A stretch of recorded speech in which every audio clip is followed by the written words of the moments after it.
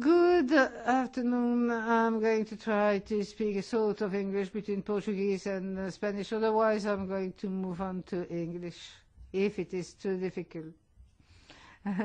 It's a real pleasure to be with you, with Jose and you.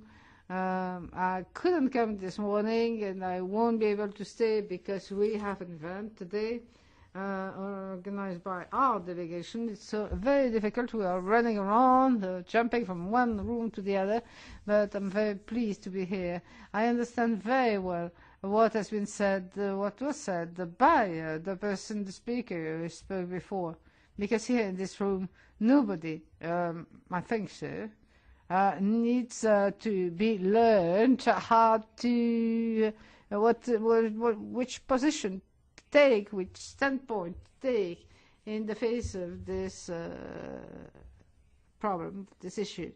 Here it's the house of the people, of the citizens, and very rarely we have an opportunity to listen to you, to listen to all those spokespersons we have here around. And it is true that public health certainly is a competence of the European Parliament.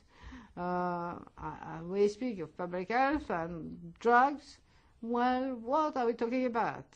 Of course, the competence of the various member states, their own powers. But in a number of areas, the European Parliament has powers. The problem is, of course, the forces in place and how to win over those forces' strength. The balance of power is difficult. We do not have the majority so far.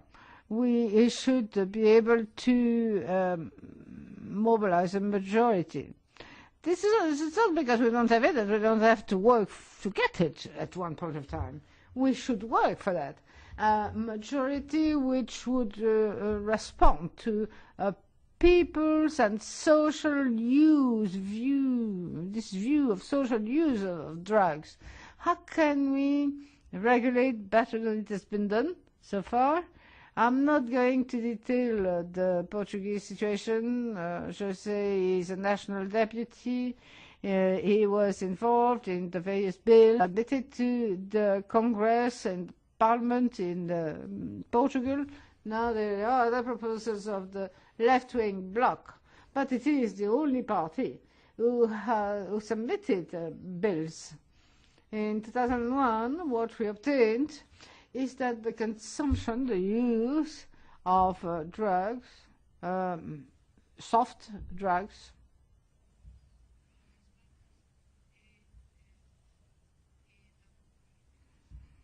the consumption, the use, and to have a quantity which be adequate for a couple of days, that it be not considered as a crime. This was obtained in 2001, but we still have a long way ahead of us.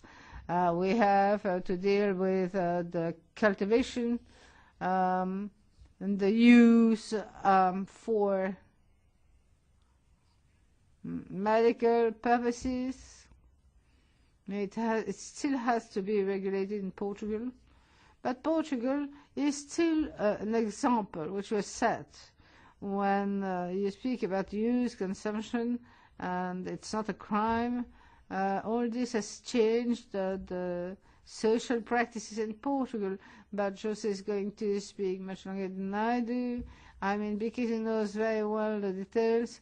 I'm not going to submit here a summary which he knows much and more than myself.